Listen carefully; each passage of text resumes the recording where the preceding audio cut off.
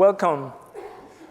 I have the challenging mission to keep the energy flowing after a wonderful morning. My name is Andrés Montenegro, Sustainability Director at the SCA. And now I have the fortune to share with you the Sustainability Award winners 2023. Sustainability, it's an elusive concept because it connects everything, and that makes hard to define it and even harder to implement it.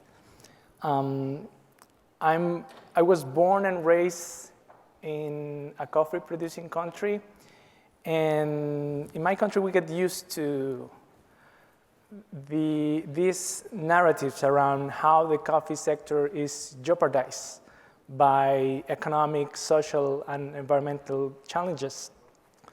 But I've been fortunate enough of working in a coffee sector that also has recognized that for creating the coffee sector, the coffee industry of the future, we need to keep moving forward in the sustainability direction. The Sustainability Awards represent for us our way to say thank you to all those innovative and forward-thinking individuals, organizations, and approaches that help us to create innovative solutions for these challenges that we are facing as an industry. But also they help us to remind that the best way to build the coffee industry is by creating those solutions and creating ideas that reflect the aggregated effort of many people for making coffee better for all. So I'm not the main character now, so with further ado, I'm going to introduce the Sustainability Awards of this year with you. I'm going to start with Primavera Green Coffee, which is a coffee exporter and importer organization, company innovating in sustainable coffee from Guatemala. Welcome, Nadine. Thank you. The stage is yours. Thank you. What an honor. Our team was thrilled when we heard we had won the award. When I first started back in 2012, I could have never dreamed of one day standing here and being recognized for something that I thought was a simple idea: paying fair, sustainable prices for quality coffee in a timely manner to small producers that did not have access to international markets. How hard could that be? Well, along the way, I learned that it was indeed a lot more complex than it once sounded.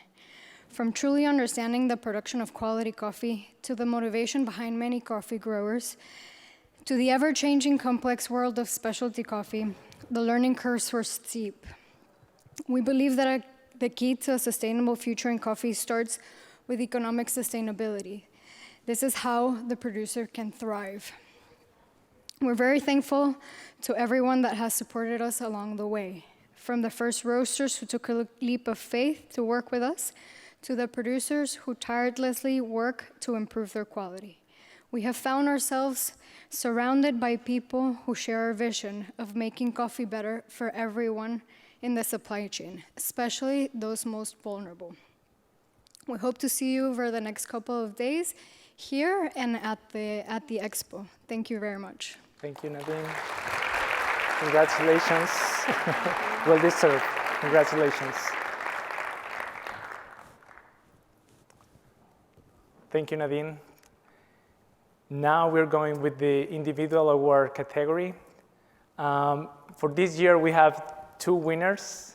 Let me first introduce to David Griswold, founder of Sustainable Harvest, and recognized in the coffee industry as an innovator in the sustainable and shared value approaches applied to the coffee sector. So welcome, David. Thank you, Andrés. Thank you. Thank you very much. Hello. Thank you very much.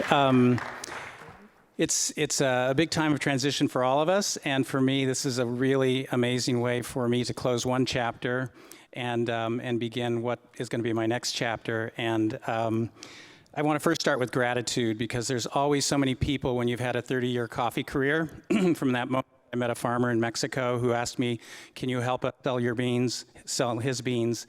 And I realized that if I couldn't help, if Pedro didn't know how to sell his beans, maybe I could teach him what the market was like. And there was no playbook in coffee, and there was no transparency. And he had all these families waiting for him in Mexico to come back with a solution. And so his question of, "Can you help us?" ended up being what I would do for the rest of my coffee career and creating relationship coffee. But along the way, there were many people who were very, very important to me to keep going, because as you all know, as entrepreneurs, it's that swimming upstream that's so hard and being lonely. So the first piece of gratitude goes to my wife, Marie, who's here with me, because it takes a really great partner to put up with low margin, high capital, high risk, and 24/7, and still be your therapist and coach and partner. So thank you, Marie, for everything you've done for all these years together. I want to thank Jorge Cuevas, who started with me 30 years ago as a wide-eyed intern, and Oscar Magro, who are both here. They were really, to have employees stay with you 20, 30 years is just amazing, and especially when times are so challenging. I'd be remiss not to thank my customers for believing in the relationship coffee model, and all the producers who went along with the idea that everyone should know each other and we can sit down and figure out how we create win-wins together. I want to thank the SCA, because when I started out, I was just a 2 or 3 person office, and then I became SCA president back in 2003, and I had this big staff. I could put the show together, and I thought, wow, this would be incredible if I could do this all the time. And it ended up being something like Let's Talk Coffee, and learning how to run big groups. The SCA has been absolutely invaluable to my career, and I think many of you understand how important it is to your career. And then finally, I want to thank Sucafina for buying the company a few months ago, so that we can now see there's the relationship coffee model scale.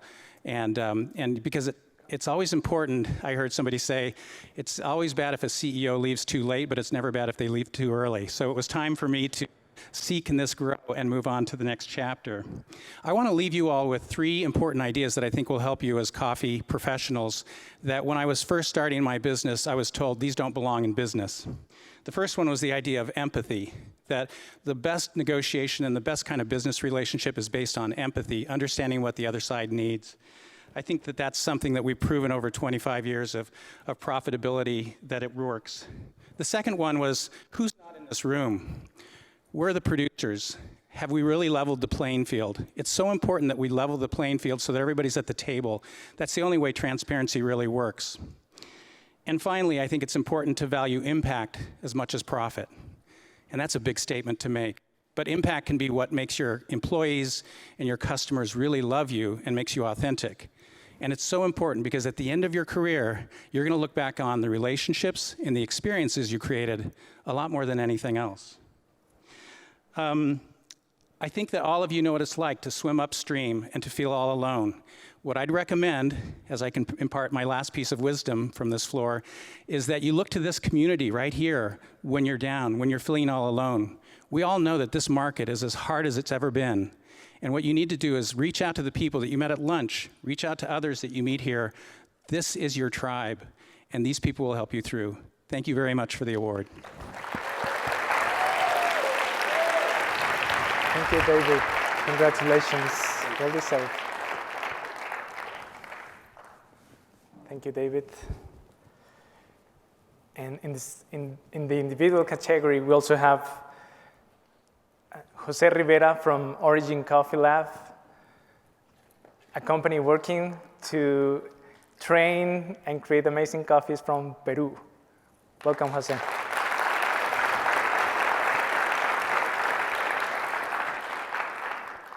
Thank you, Andres. My pleasure. This is too much people. I didn't prepare a speech, but I want to start with a word that is Ayayi Nanchu. This is a Quechua word from my place, which means it's like saying, "Hey, how are you?" or like "Good morning," but in a very meaningful and a very I don't know how to say it, very lovely way. I started with this because one of the main problems that we got back in my country, and I think it's a problem from all the Andes, is the lack of identity from the producers. And I think the producers need to be proud about being coffee farmers. So that is what most of the stuff we do back is all about. This is an award that goes for individual category, but I think behind me there is a team, there is producers, and I want to start thanking to one. We started this 5-6 years ago, and I want to start thanking to the very first 2 coffee relationships. 2 of them are seated here. One is Trevor from Madcap, and the other Jeff from Intelligentsia is around there. So thank you for being our very first customers. Then I want to thank all the producers group that I work back in Peru, and also my team. I can mention all of them, but without my team, I said, we wouldn't be here receiving this award. And then finally, I want to thank Maria Gracia, my wife, who's doing a live video for the team back in Peru, because without her, I've never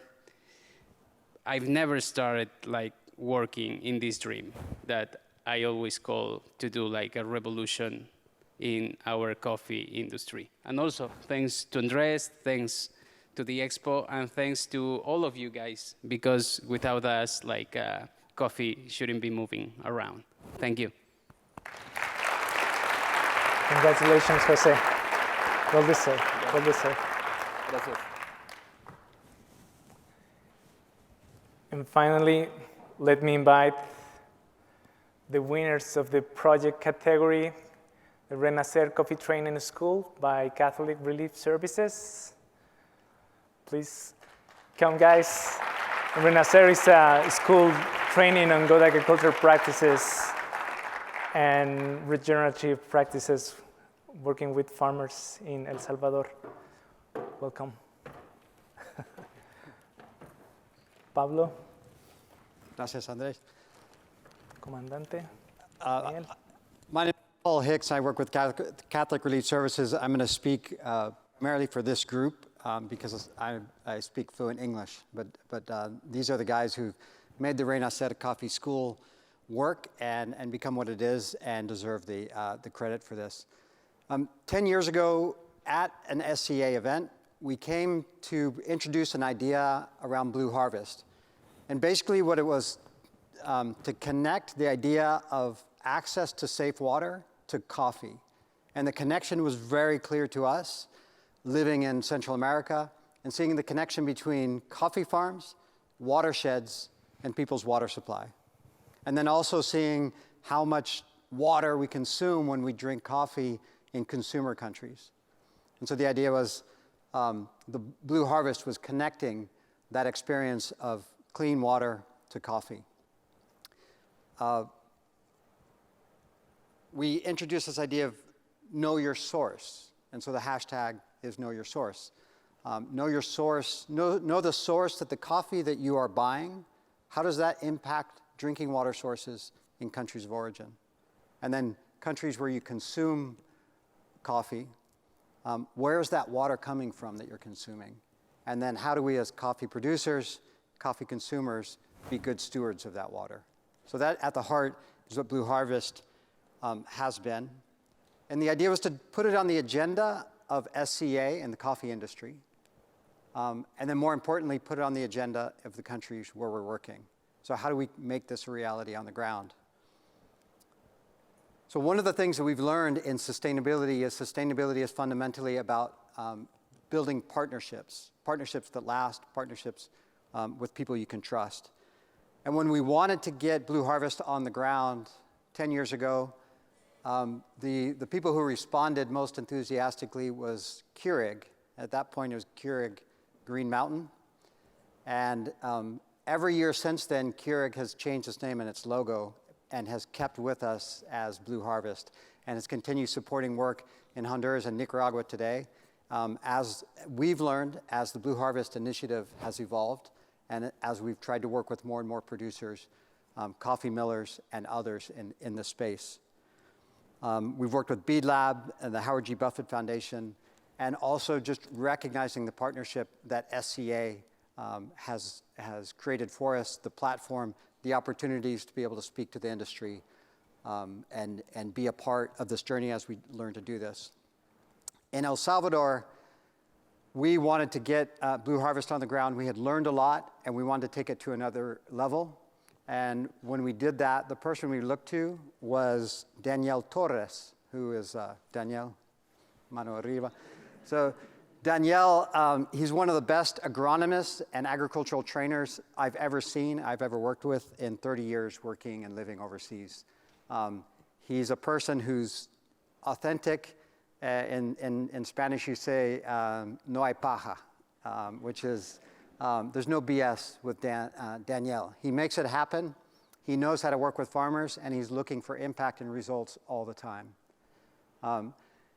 In looking at how do we promote sustainable coffee, marketing became very key, and we started working with Raul, who is also from El Salvador, and Raul started cultivating these partnerships with roasters, millers, and others to create a very dynamic and multi-actor value chain where a dozen or more roasters are buying coffee at a premium because of this commitment and our ability to really show impact on water resources. And through that, Raul also has learned to speak English quite well, so he could be giving this.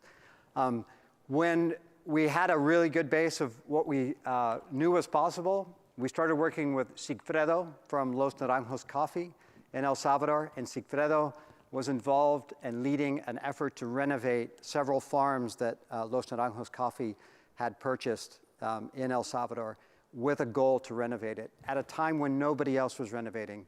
Global coffee prices were collapsing in 2018, 2019, and when everybody else pulled back, Sigfredo and the team at Los Naranjos was investing. And so together, we created the Renacer Coffee School, which was to train people in these best practices. How can we do coffee renovation in a cost-effective way?